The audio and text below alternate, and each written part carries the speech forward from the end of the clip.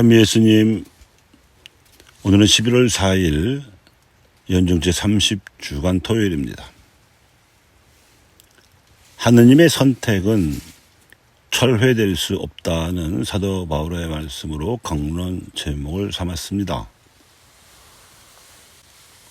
오늘 독서에서 사도 바울은 동족인 유다인들의 구원 문제를 거론했습니다. 비록 유다인들이 하느님의 아드님이신 그리스도 예수를 알아보지 못한 채 그저 왕이 되려 했던 거짓 예언자로 몰아서는 로마인들의 권세를 빌려 십자가에 못 박아 죽였지만, 이렇듯 치명적인 역사적 과오에도 불구하고 그들의 조상을 당신 백성으로 부르시고 인류 구원의 맞으로 삼으셨던 하나님의 선택은 여전히 유효하다는 것입니다.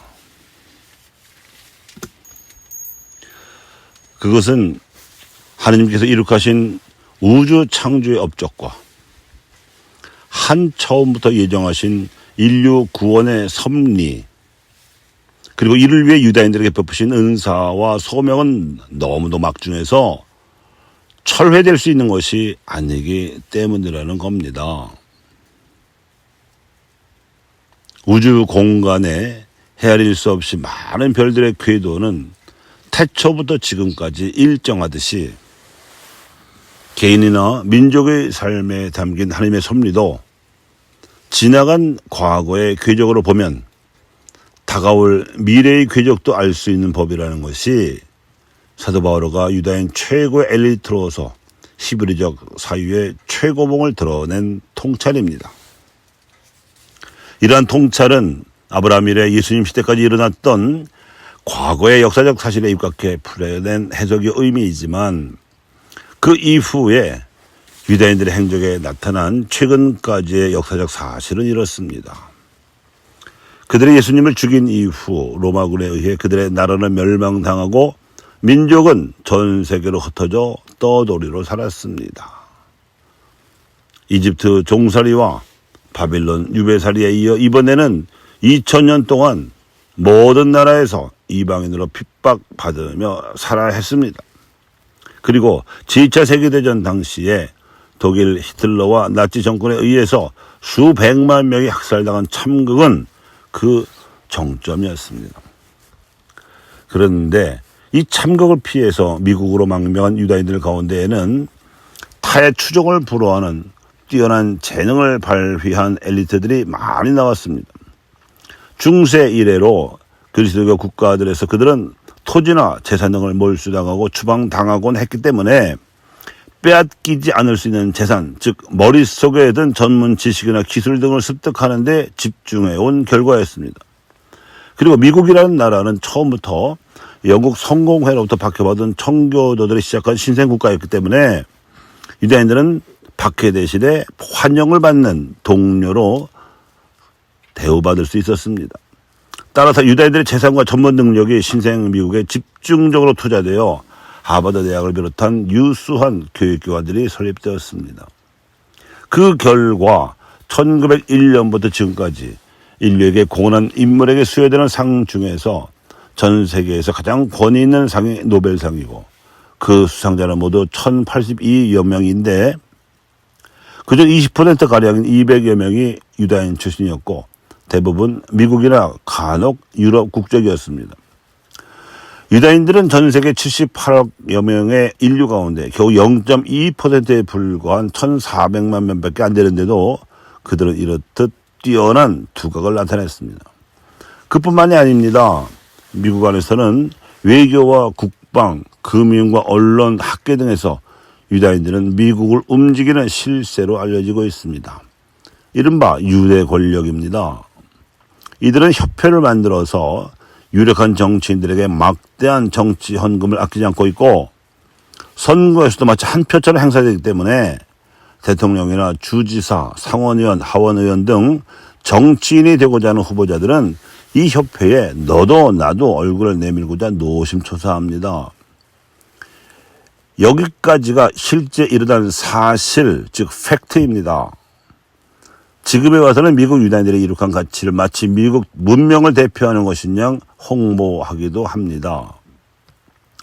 그런데 이 유다인들이 보여준 역사적 팩트를 해석하는 데 있어서는 한국인들과 유다인 자신들이 매우 다른 견해를 보여주고 있습니다. 한국인이 노벨상을 수상한 숫자는 겨우 김대중 대통령이 수상한 노벨 평화상 하나뿐이지만 한국인들은 유다인들을 높게 평가하고 있습니다만 정작 유다인 자신들은 한국인들을 매우 부러워합니다. 미국 이민자들 중에서 부지런하기 짝이 없는 유대계 이민자들을 게으르게 보이게 하는 사람들이 한국계 이민자들이고 평균 지능 지수는 한국인들이 유다인들보다 더 높으며 전 세계에서 유다인들이 자리를 잡지 못하고 따라서 영향력을 발휘하지 못하는 유일한 지역이 한민족이 사는 남한과 북한입니다. 두 민족 다 강대국들의 틈바구니에서 치열하게 생존 경쟁을 벌여야 했는데 유다인들의 나라인 이스라엘의 학자들은 한반도에서 살아남아 현재 선진국으로 국력을 발전시킨 한 민족의 생존 비결을 연구 과제로 삼아서 해마다 학술 세미나를 열고 있습니다. 그들은 석유로 국부를 일군 굴지 아랍 국가들 틈바구니에서 악다구들 써가며 그나마 미국의 막강한 지원으로 겨우 버티고 있는데 한국인들은 세계 최강대국 네 나라 사이에서 당당하게 살아남았을 뿐 아니라 전 세계인들에게 한류를 전파하여 공감을 폭넓게 얻고 있기 때문입니다. 오늘날 유다인들의 전통인 구약 성경은 폭넓게 읽혀지고 있지만 전 세계인들이 유다인들을 존경하지는 않습니다. 오히려 최근 가자지구 팔레스타인 원주민들의 세력인 하마스를 무자비하게 폭격하여 지탄을 받고 있습니다. 그들이 비록 국가 이스라엘을 중동 평화를 위협하는 천덕꾸러기 시대로 전락시켰지만 한국인들은 그와 정반대로 국군이 단군 이래 최고도로 상승세를 타고 있으며 이제까지 국제적 영향력을 발휘하던 18세기의 프랑스, 19세기의 영국, 20세기의 미국의 문화보다도 더 보편적인 공감을 전 세계인들로부터 얻으며 날이 갈수록 그 영향력이 커져가고 있습니다. 그래서일까요? 근세 이래 유다인들의 성취가 물질 문명적 차원에 국한되어 있음을 간파하고 바오로의 예언을 성서적 근거에 입각하여 설명하면서 한민족에게 주목하는 이들이 있습니다. 사도 바울의 오늘 독서 말씀에 따라서 예수님을 메시아로 믿는 소수 유다인 그리스도인들, 소위 메시아닉 주입니다. 유대교를 믿는 다수 이스라엘 유다인들에 비해서 소수, 즉 약 400여 명밖에 안 되는 사람들이긴 하지만 예루살렘 성서대학 교수들을 비롯해서 대부분 성서학자들은 이들에 의하면 노아의 홍수 이래 인류는 노아의 후손들이고 후손들 가운데서도 직계가 유다인들과 한 민족이라는 것입니다.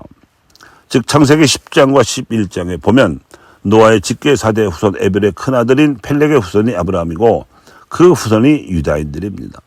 그런데 에벨의 작은 아들인 욕탄은 동방으로 갔는데 성서의 기록은 여기서 멈춰 있지만 욕탄의 후손은 동방에서 하느님 신앙을 간직하여 제천 행사를 계승하고 홍익 인간 같은 이타적 건국 신화와 제세 이와 같이 진리를 추구하는 보편적 이념을 간직해온 한 민족으로 추정된다는 견해입니다.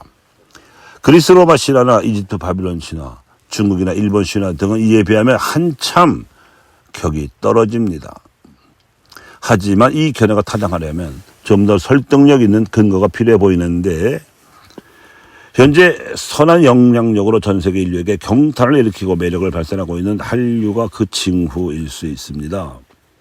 단지 한국인들의 문화를 널리 퍼뜨리고 더군다나 한국 수출 상품이 많이 팔리는 물질 문명 차원의 효과만으로는 부족하고 그 위에 정치적 가치를 실현하려는 한민족의 노력이 더해져야 합니다.